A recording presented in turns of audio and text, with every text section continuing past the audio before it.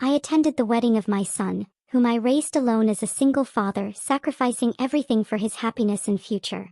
But when I reached the reception, I saw my nameplate mocking me reading Lo Aduka.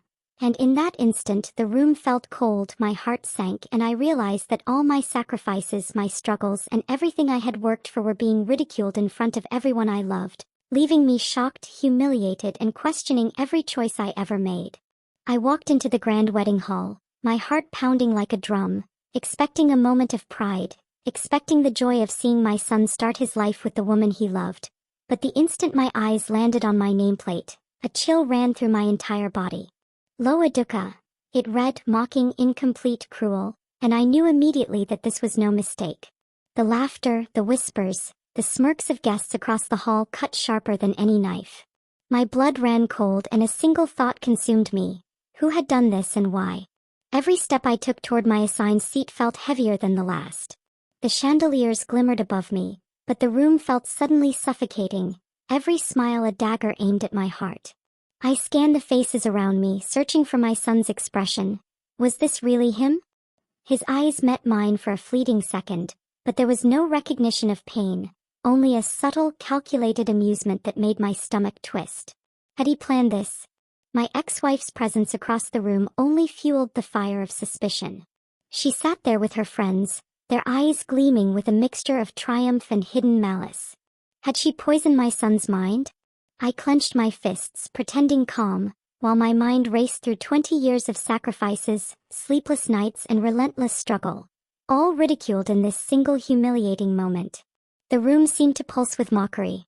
Every cheer, every clink of champagne sounded like laughter at my expense. I forced myself to sit, but each second at that table felt like a lifetime of shame. I caught whispers, too soft for others to hear but loud enough for my ears to pick up. Can you believe he raised him alone? Lo Aduka, what a joke. Each word landed like a blow, each glance a reminder of betrayal. The people I trusted, the family I had devoted my life to, they were all part of this cruel spectacle. Then I saw her, my son's bride. Her smile was cold, calculated, her eyes flicking to mine as if daring me to react. I realized with a sinking heart that she had been in on it, that this humiliation had been orchestrated with precision. Every whisper, every smirk, every clink of glasses was part of a plan designed to crush me publicly. I felt rage bubbling under my skin, but I held it back because in that moment I knew I needed patience. Patience was my weapon. I excused myself quietly, moving to the shadows of the hall. My mind raced with possibilities, scanning the room for clues, alliances, and weaknesses. And then I found it. A small envelope tucked at the edge of the gift table. My name was on it in handwriting I did not recognize. My hands trembled as I opened it, revealing photographs, text messages, and even a video clip. My son and his bride were caught laughing about how they planned to humiliate me tonight. Every betrayal, every whisper, every hidden grin. It was all documented.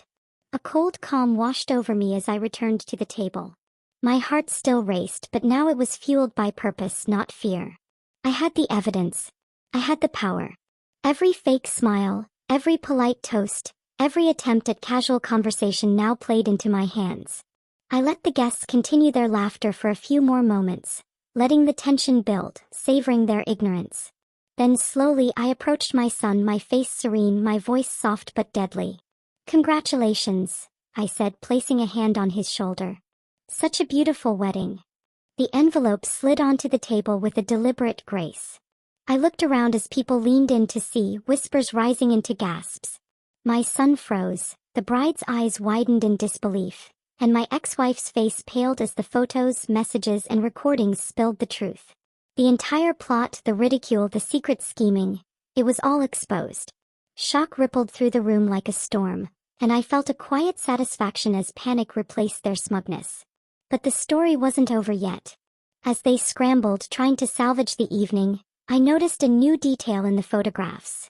A name I hadn't recognized before, someone my son and his bride had been communicating with, someone who had orchestrated part of this plan.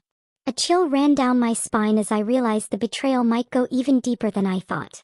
Someone was still hiding, someone was still watching, and someone might still be manipulating events from the shadows. I left the hall that night with my dignity restored, my anger controlled, but my mind spinning with questions. Who else had conspired against me? How deep did the betrayal truly go? And most importantly, what was waiting for me when I uncovered the rest of the truth? My heart still raced, not with fear but with anticipation. The battle wasn't over. It had just begun. The cool night air hit my face as I stepped outside, but inside a storm raged. I smiled faintly, knowing they had underestimated me. They thought a nameplate, a whispered joke, and a cruel smirk could break me. They were wrong. Every sacrifice, every struggle, every sleepless night had forged a man who could survive anything. And I would prove it, not just tonight but in ways they could never imagine. Because in every betrayal lies an opportunity. And in every opportunity, there is revenge waiting to be claimed. And as I looked back at the glowing wedding hall from a distance, I whispered to myself, they think it's over. But the real game begins now, and this time I will decide the rules.